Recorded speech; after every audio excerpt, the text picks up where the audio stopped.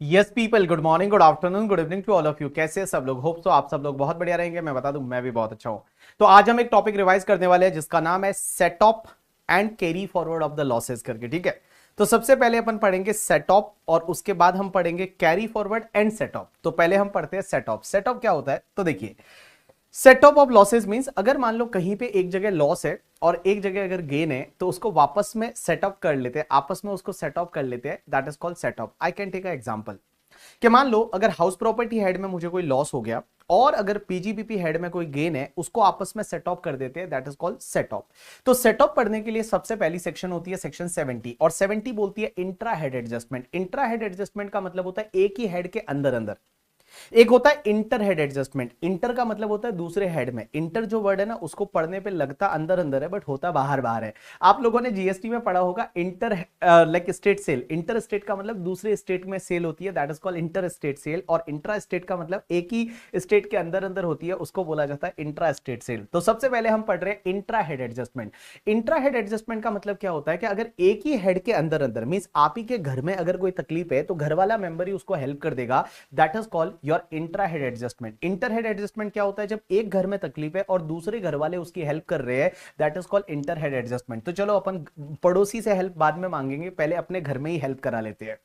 तो अपने घर में हेल्प कराते हैं, that is called intra head adjustment. जैसे एक हेड है, एक ही हेड के अंदर अंदर अगर एक सोर्स का लॉस है और दूसरे सोर्स का गेन है, आपस में उसको सेट ऑफ कर दो। That is called intra head adjustment. जैसे I can take example, Mumbai की हाउस प्रॉपर्टी का मेरा लॉस हो गया और अगर जयपुर की हाउस प्रॉपर्टी का मेरा गेन है, तो हाउस प्रॉपर्टी हेड के अंदर अंदर इसको सेट ऑफ कर देते हैं। That is called intra head adjustment. या फिर मान लो मेरा टेक्सटाइल बिजनेस का कोई लॉस हो गया और अगर मान लो कोचिंग क्लास बिजनेस का गेन है, तो बिजनेस हेड के अंदर अंदर सेट ऑफ कर लेते हैं। That is called intra head adjustment. या फिर मुझे कोई शॉर्ट टर्म कैपिटल लॉस हो गया और अगर लॉन्ग टर्म कैपिटल गेन है और लॉन्ग टर्म कैपिटल गेन से सेट ऑफ हो जाता है, that is called intra head adjustment. तो एक बात बताऊं मैं आपको, सेक्शन 70 आपको अलाउ करती है कि आप इंट्रा हेड एडजस्टमेंट कर सकते हैं। मींस एक ही हेड के अंदर अंदर एक सोर्स का लॉस है और दूसरे सोर्स का गेन है, आपस में उसको आप सेट ऑफ कर सकते हैं। लेकिन इसके 4 एक्सेप्शनल केसेस है। और ये 4 एक्सेप्शनल केसेस कौन से हैं? सबसे पहला, अगर आपका कोई स्पेक्युलेटिव बिजनेस का लॉस होता है तो वो सिर्फ स्पेक्युलेटिव बिजनेस के गेन से ही सेट ऑफ होगा और किसी बिजनेस के गेन से सेट ऑफ नहीं होगा।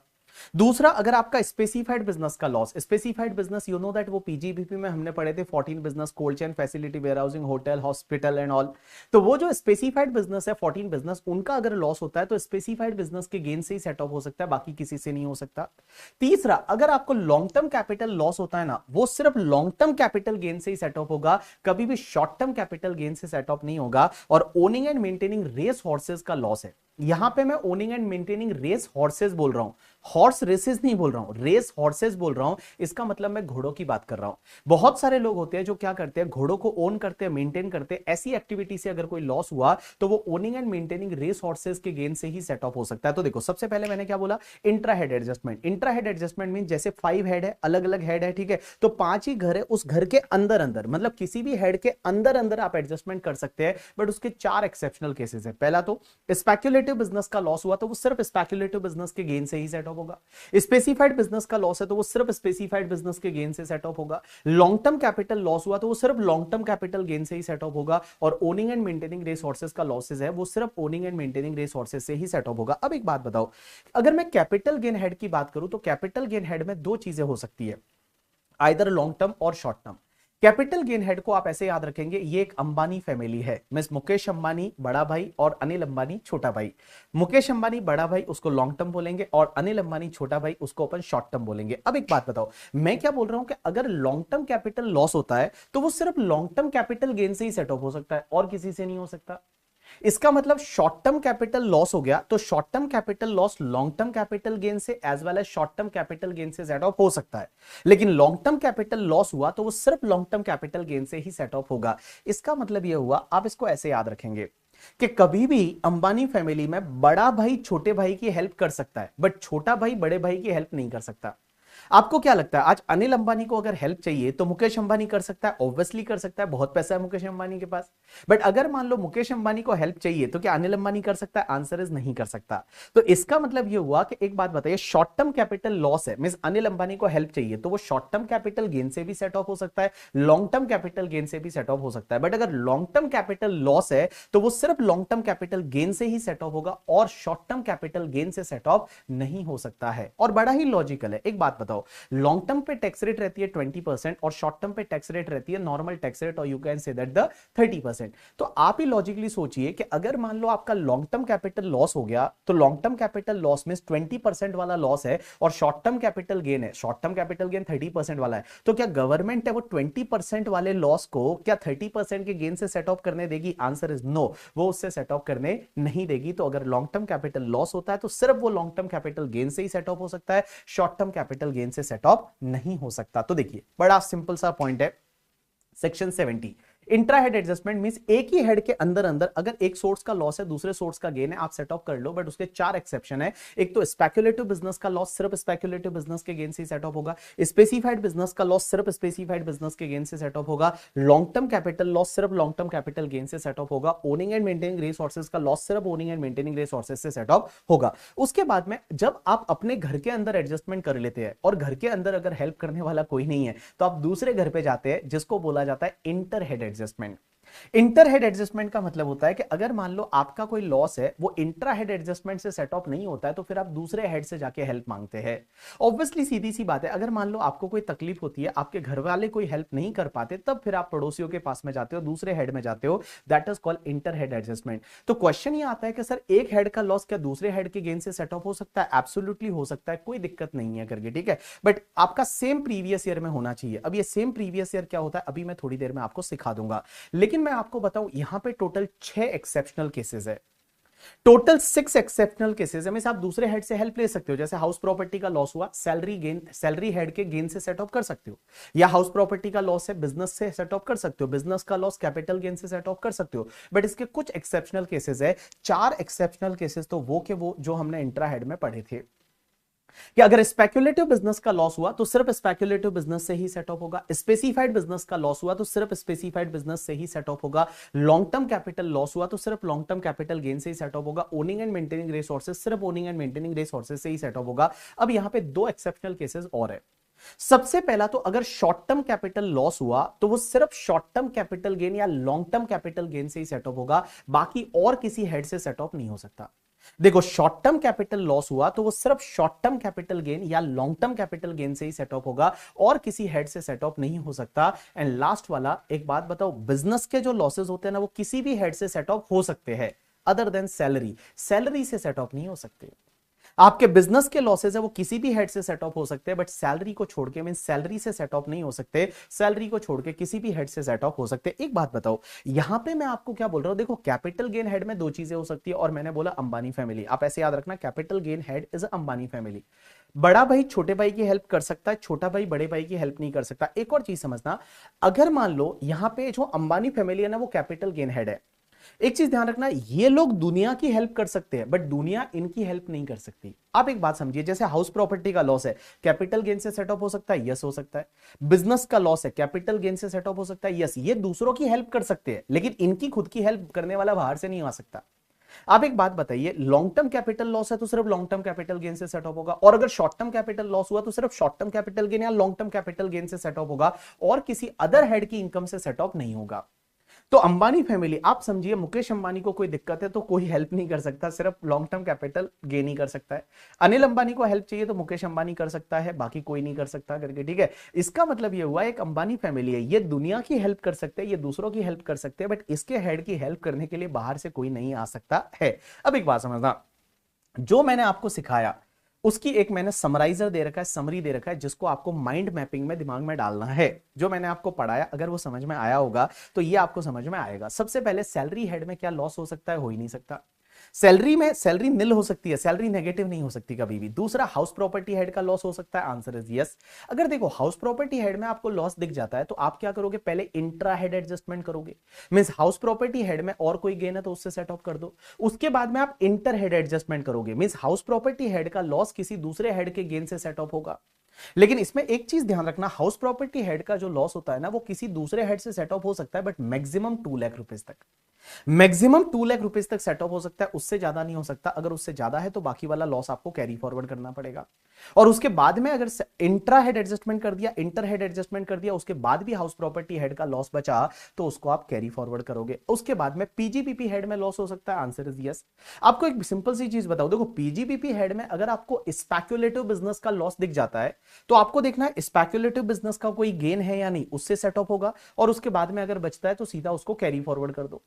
स्पेसिफाइड बिजनेस का लॉस आया तो सिर्फ स्पेसिफाइड बिजनेस के गेन से ही सेट ऑफ होगा, और उसके बाद जो लॉस बच गया उसको सीधा कैरी फॉरवर्ड कर दो। अगर एनी अदर नॉर्मल बिजनेस का कोई लॉस है तो आप क्या करोगे, सबसे पहले आप इंट्रा हेड एडजस्टमेंट करोगे, बिजनेस के कोई भी गेन है उससे आप सेट ऑफ करोगे। उसके बाद में आप इंटर हेड एडजस्टमेंट करोगे, दूसरे हेड में जाके और गेन से सेट ऑफ करोगे।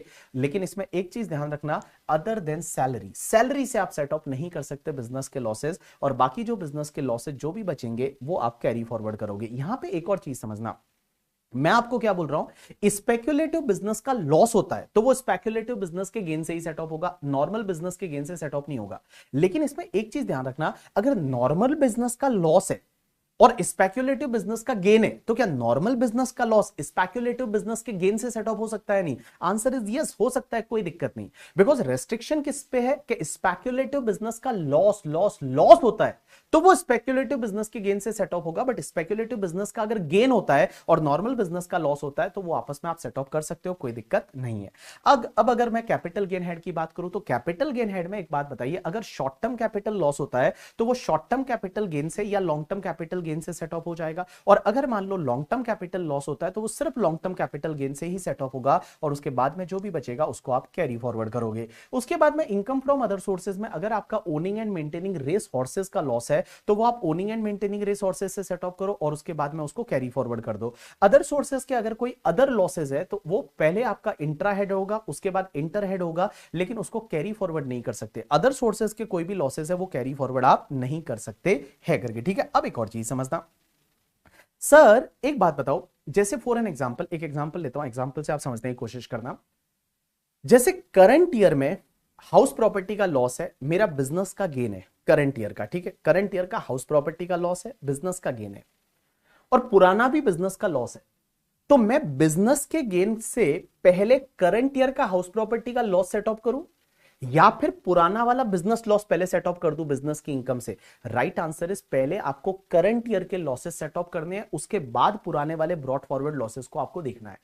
सो मैं एक बात बताऊं, पहले आपको करंट ईयर का हिसाब कंप्लीट करना पड़ेगा। जो करंट ईयर है वो करंट ईयर का कैलकुलेशन आप पहले करोगे, और उसके बाद कोई गेन बचता है तो उस गेन के सामने पुराने जो ब्रॉट फॉरवर्ड लॉसेस है वो ब्रॉट फॉरवर्ड लॉसेस को आप क्या करोगे, यहां पे लेके आओगे और उसको सेट ऑफ करोगे। अब एक और चीज समझना, मैंने आपको अभी एक बताया थी एक चीज, इंटर हेड एडजस्टमेंट में आप दूसरे हेड में जा सकते हो, लेकिन एक चीज समझना, ये दूसरे हेड में आप तभी जा सकते हो जिस ईयर में वो लॉस होता है। जैसे मैं एक एग्जांपल लेता हूं, मेरी तरफ देखो, मेरी तरफ देखो। जैसे मान लो ये हाउस प्रॉपर्टी का लॉस है, अब ये हाउस प्रॉपर्टी का लॉस पहले इंट्रा हेड एडजस्टमेंट होगा, मींस हाउस प्रॉपर्टी के अंदर अंदर सेट ऑफ होगा, उसके बाद हाउस प्रॉपर्टी का लॉस लेके आप दूसरे हेड में जाओगे, और उसके बाद भी नहीं हुआ तो आप इसको कैरी फॉरवर्ड करोगे। अब एक बात समझना, एक बार अगर कैरी फॉरवर्ड हो गया तो फिर वो दूसरे हेड से सेट ऑफ नहीं हो सकता, फिर वो हाउस प्रॉपर्टी हेड से ही सेट ऑफ होगा और किसी हेड से सेट ऑफ नहीं हो सकता। यू गॉट माय पॉइंट और नॉट? देखो आपके पास में अभी ऑप्शन है, अगर जिस साल में लॉस होता है उस साल में आप पहले इंट्रा हेड एडजस्टमेंट करिए, फिर आप इंटर हेड एडजस्टमेंट करिए, और फिर उसके बाद में कैरी फॉरवर्ड कर दीजिए। बट कैरी फॉरवर्ड जैसे ही कर दिया फिर आप इंटर हेड एडजस्टमेंट नहीं कर सकते, फिर आपको भैया अपना इंट्रा हेड एडजस्टमेंट ही मिलेगा, उसके बाद में नहीं मिलेगा। तो एक बात समझो, एक सिंपल सी चीज मैं बोलता हूं कि जैसे मान लो आपकी शादी की एज हो रही है, तो जब एज हो रही है तब आपके पास ऑप्शन है कि अपनी कास्ट में कर लो करके, ठीक है, या फिर अगर दूसरी कास्ट में लव मैरिज होता है तो दूसरी कास्ट में कर लो। और अगर मान लो आपकी एक एज ओवर एज हो जाती है, मींस आप अगर एक बार कैरी फॉरवर्ड हो जाते हो करके, ठीक है, तो फिर भैया अपनी कास्ट में ही करनी पड़ेगी। प्यार का तो मौका मिलेगा नहीं, दूसरी कास्ट में तो कर नहीं सकते, आपका कोई भी प्यार का मौका नहीं मिलेगा। इंटर कास्ट का जो है इंटर हेड का ऑप्शन आपके पास से चला जाएगा। तो इन सिंपल वर्ड में आपको बताऊं, देखो अगर लॉस इस ईयर में हुआ तो पहले आप इंट्रा हेड एडजस्टमेंट करो, फिर आप इंटर हेड एडजस्टमेंट करो और फिर कैरी फॉरवर्ड कर दो। लेकिन एक बार कैरी फॉरवर्ड हो गया तो फिर आप इंटर हेड एडजस्टमेंट नहीं कर सकते, किसी दूसरे हेड से सेट ऑफ नहीं कर सकते, फिर आपको उसी हेड से सेट ऑफ करना पड़ेगा। यू गॉट माय पॉइंट और नॉट? यस। अब एक बात समझना, मैं अब आपको सिखाने वाला हूं carry forward and set of the losses. तो पहले मैंने क्या सिखाया था? पहले मैंने सिखाया था सेट ऑफ कर दो और उसके बाद कैरी फॉरवर्ड कर दो। अब एक बात समझना, जो कैरी फॉरवर्ड वाला लॉस होता है, उस लॉस को फिर आप कौन से हेड से सेट ऑफ कर सकते हो, कितने साल तक कैरी फॉरवर्ड कर सकते हो? तो देखो, सबसे पहली सेक्शन होती है 71B। 71B बोलती है हाउस प्रॉपर्टी का लॉस। तो अगर हाउस प्रॉपर्टी का लॉस कैरी फॉरवर्ड हो गया तो आप उसको नेक्स्ट 8 असेसमेंट ईयर तक कैरी फॉरवर्ड कर सकते हो। 8 ईयर्स तक आप उसको कैरी फॉरवर्ड कर सकते हो और अगले सालों में जाके आप इसको सिर्फ हाउस प्रॉपर्टी हेड से ही सेट ऑफ कर सकते हो, किसी और हेड से सेट ऑफ नहीं कर सकते। अब आप मुझे बोलोगे सर ये 8 ईयर्स काउंट कैसे होता है? तो देखो, जैसे मैं बताऊं, आपके एग्जाम के लिए प्रीवियस ईयर है, वो प्रीवियस ईयर मान लो 22-23 है। तो 22-23 का लॉस हुआ तो आप अगर प्रीवियस ईयर वाइज काउंट करोगे तो नेक्स्ट 8 ईयर्स आप काउंट करिए। तो इस ईयर का अगर कोई भी लॉस होता है तो आप उसको अगले कितने साल तक set of and carry forward and set off कर पाओगे? तो प्रीवियस ईयर 23-24 से काउंट करेंगे। तो 23, 24, 25, 26, 27, 28, 29 एंड 30। इसका मतलब प्रीवियस ईयर 30-31 तक आप इसको set of and carry forward कर सकते हैं। तो 8 ईयर अगर आप प्रीवियस ईयर वाइज देखोगे तो प्रीवियस इस साल का लॉस हुआ इस प्रीवियस ईयर में, तो next year and 7 year you can say that the अगले साल से आपके 8 ईयर्स काउंट करने हैं, वो 8 ईयर्स में आप इसको सेट ऑफ कैरी फॉरवर्ड कर सकते हो। उसके बाद में ये लैप्स हो जाएगा 23, 24, 25, 6, 7, 8, 9 एंड 10, 30, 31। अगर आप असेसमेंट ईयर वाइज इसको काउंट करना है तो जैसे प्रीवियस ईयर 22-23 का लॉस मैं ये बोल दूं, असेसमेंट ईयर 23-24 का लॉस। तो यहां पे अगर आप असेसमेंट ईयर वाइज लिखोगे तो असेसमेंट ईयर आपका 24-25 से लेके और असेसमेंट ईयर 31-32 तक है, आप इसको सेट ऑफ कैरी फॉरवर्ड कर सकते हैं। अब एक और चीज समझना, क्या सर हाउस प्रॉपर्टी का लॉस है, जिस ईयर में लॉस होता है उस ईयर का क्या रिटर्न टाइम पे फाइल करना जरूरी है? Answer is no. House property का लॉस आप कैरी फॉरवर्ड कर सकते हैं, भले आपने रिटर्न टाइम पे फाइल नहीं किया तो भी चलेगा। दूसरा, अगर आपका कोई नॉर्मल बिजनेस का लॉस है तो नॉर्मल बिजनेस का लॉस है उसको आप 8 ईयर्स तक कैरी फॉरवर्ड कर सकते हैं और फ्यूचर ईयर में जाके सिर्फ बिजनेस की इनकम से ही आप सेट ऑफ कर सकते हैं। अगर आपका स्पेक्युलेटिव बिजनेस है तो आप अगले सालों में जाके स्पेक्युलेटिव बिजनेस के गेन से ही सेट ऑफ कर सकते हैं और इसको 4 ईयर्स तक कैरी फॉरवर्ड कर सकते हैं। स्पेसिफाइड बिजनेस का लॉस फ्यूचर ईयर में जाके स्पेसिफाइड बिजनेस से ही सेट ऑफ होता है और इसको अनलिमिटेड ईयर्स तक आप इसको कैरी फॉरवर्ड कर सकते हैं। अगर आपका शॉर्ट टर्म कैपिटल लॉस हुआ तो फ्यूचर में जाके आप इसको शॉर्ट टर्म कैपिटल गेन या लॉन्ग टर्म कैपिटल गेन से सेट ऑफ कर सकते हैं और 8 ईयर्स तक आप इसको कैरी फॉरवर्ड कर सकते हैं। लॉन्ग टर्म कैपिटल लॉस हुआ तो इन फ्यूचर में जाके आप इसको लॉन्ग टर्म कैपिटल गेन से ही सेट ऑफ कर सकते हैं और इसको भी आप 8 ईयर्स तक कैरी फॉरवर्ड कर सकते हैं। एंड बेटा, ओनिंग एंड मेंटेनिंग रिसोर्सेज का लॉस है, वो फ्यूचर में जाके ओनिंग एंड मेंटेनिंग रिसोर्सेज से ही सेट ऑफ कर सकते हैं और इसको 4 ईयर्स तक आप इसको कैरी फॉरवर्ड कर सकते हैं। और बेटा, इन सबके केस में आपको रिटर्न टाइम पे फाइल करना जरूरी है। रिटर्न आपको टाइम पे फाइल करना जरूरी है। अगर आपका जिस ईयर में लॉस होता है उस ईयर का रिटर्न आपको टाइम पे फाइल करना मैंडेटरी है, जरूरी है। टाइम का मतलब होता है 139(1) में जो रिटर्न फाइलिंग की ड्यू डेट होती है, जैसे जिन लोगों की ऑडिट वगैरह होती है उनके लिए 31 अक्टूबर, बाकी के लिए 31 जुलाई ऑफ असेसमेंट ईयर, तो वहां तक आपको रिटर्न टाइम पे फाइल करना पड़ेगा, तभी आपके जो बिजनेस के लॉसेज है, कैपिटल गेन हेड के लॉसेज है, owning and maintaining race horses के लॉसेज है, वो कैरी फॉरवर्ड हो सकते हैं। अब एक कॉन्सेप्ट आता है अनएब्सॉर्ब डेप्रिसिएशन। ये अनएब्सॉर्ब डेप्रिसिएशन बहुत ही प्यारी चीज है। अनएब्सॉर्ब डेप्रिसिएशन क्या होता है कि किसी किसी ईयर में आपकी जो है वो इनकम इतनी सफिशिएंट नहीं है कि आपके डेप्रिसिएशन को भी एब्सॉर्ब कर पाए। जैसे मान लो करंट ईयर का हमारा पीजीबीपी का इनकम 5 लाख है और अभी तक डेप्रिसिएशन लेस नहीं किया और करंट ईयर का आपका डेप्रिसिएशन 8 लाख है, तो 5 लाख माइनस 8 लाख करोगे तो 3 लाख का लॉस हो जाएगा। अब ये 3 लाख का जो लॉस है इसको लॉस नहीं बोला जाता, इसको बोला जाता है अनएब्सॉर्ब डेप्रिसिएशन। अनएब्सॉर्ब डेप्रिसिएशन बहुत प्यारी चीज है कि एक तो अनएब्सॉर्ब डेप्रिसिएशन है ना, उसको आप अनलिमिटेड ईयर्स तक कैरी फॉरवर्ड कर सकते हो। अनएब्सॉर्ब डेप्रिसिएशन को आप अनलिमिटेड ईयर्स तक कैरी फॉरवर्ड कर सकते हो और फ्यूचर ईयर में जाके वो किसी भी हेड से सेट ऑफ हो सकता है अदर देन सैलरी।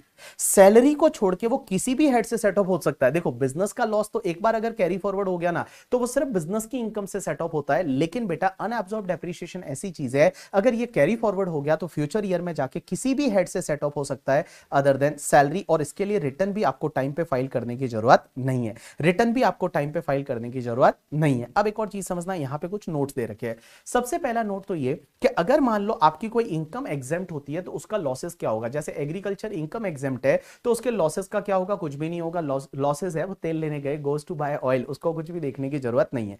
दूसरा एक और चीज समझना, जो भी तुम्हारा लॉटरी है, क्रॉसवर्ड है, पजल्स है, मींस कैजुअल इनकम, इसके अगर कोई लॉसेस होते हैं ना, वो लॉसेस ना तो सेटअप होते हैं और ना कैरी फॉरवर्ड होते हैं, मींस इसको आपको इग्नोर करना पड़ेगा। जैसे फॉर एन एग्जांपल, मैंने कहीं पे बैटिंग किया, गैम्बलिंग किया, जैसे ड्रीम 11 पे वगैरह, और उसका लॉस हो गया, तो वो लॉस का क्या होगा, कुछ नहीं होगा। It has to be ignore, इसको आपको इग्नोर करना, इसके खर्चे भी अलाउ नहीं होते।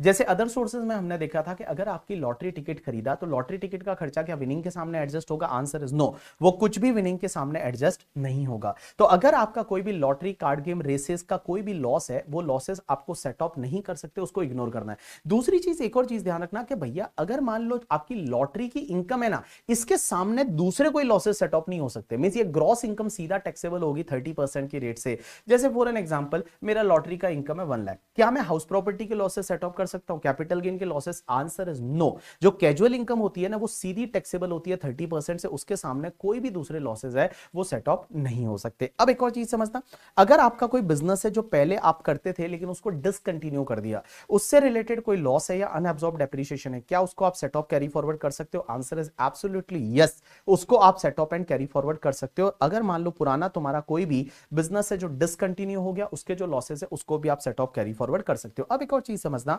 अगर मैं बिजनेस की इनकम की बात करूं तो बिजनेस की इनकम के सामने आप पहले तो करंट ईयर का डेप्रिसिएशन लेस करिए, उसके बाद में आप करंट ईयर में दूसरे हेड के कोई लॉसेस है वो सेट ऑफ कर सकते हैं, और उसके बाद में अगर पुराने ब्रॉट फॉरवर्ड लॉसेस है वो पहले लीजिए as compare to unabsorb depreciation, because unabsorb depreciation है वो अनलिमिटेड ईयर्स तक कैरी फॉरवर्ड हो सकता है, बट बिजनेस लॉसेस सिर्फ 8 ईयर्स तक कैरी फॉरवर्ड होते हैं। तो अनएब्सॉर्ब डेप्रिसिएशन सेट ऑफ करने से पहले आप brought forward business and profession के लॉसेस है वो आप लीजिए करके, ठीक है। उसके बाद में ये वाला पॉइंट 5 नंबर पॉइंट मैं ऑलरेडी आपको समझा चुका हूं। उसके बाद पॉइंट नंबर 6 ये बोलता है कि ये जो इनकम होती है ना 68, 69, 69 ए बी सी डी, ये मैंने आपको फर्स्ट रिवीजन लेक्चर में बता रखा है।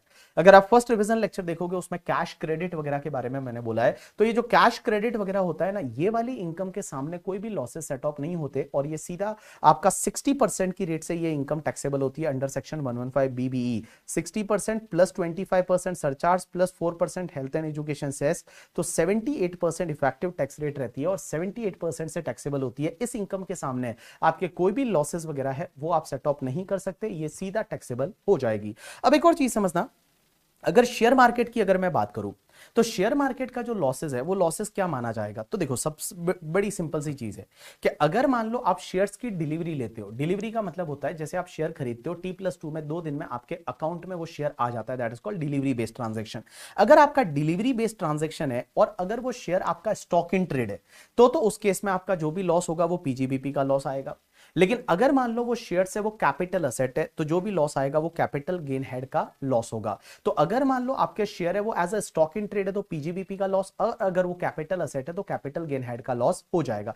ट्रेडिंग पर्पस के लिए यूज करते हो तो पीजीबीपी का लॉस, अदरवाइज आपके कैपिटल गेन हेड का लॉस। लेकिन एक बात समझना, अगर आप इंट्राडे करते हो, इंट्राडे का मतलब क्या होता है कि अगर आपका डिलीवरी मिलता ही नहीं, आप सुबह क्या करते हो, कोई शेयर है वो बेच देते हो, शाम तक आप उस सौदे को स्क्वायर ऑफ कर देते हो, या फिर सुबह खरीदा शाम को बेच दिया, दैट इज कॉल्ड इंट्राडे। अगर आप इंट्राडे करते हो ना तो उसका जो भी आपका लॉस या गेन होगा वो हमेशा स्पेक्युलेटिव बिजनेस गेन या लॉस माना जाएगा, वो हमेशा आपका स्पेक्युलेटिव बिजनेस इनकम या लॉस है वो माना जाएगा। एक और चीज समझना, अगर आप एफ एंड ओ करते हो, एफ एंड ओ का मतलब होता है फ्यूचर एंड ऑप्शंस। अब ये फ्यूचर्स एंड ऑप्शंस क्या होता है, जिसको डेरिवेटिव्स बोला जाता है। सीए फाइनल में आपको ये समझ में आएगा डेरिवेटिव्स, फ्यूचर एंड ऑप्शंस क्या होते हैं। तो देखो अगर आप एफ एंड ओ करते हो तो एफ एंड ओ का जो भी लॉस या गेन होता है ना वो हमेशा आपका नॉर्मल बिजनेस लॉस या गेन माना जाता है, ये आपका नॉर्मल बिजनेस इनकम माना जाता है, नॉर्मल बिजनेस इनकम या लॉस माना जाता है, ये कभी भी स्पेक्युलेटिव नहीं माना जाता। तो जो भी आपका एफ एंड ओ का लॉस या गेन है that will be treated as your normal business income या नॉर्मल बिजनेस लॉस माना जाएगा,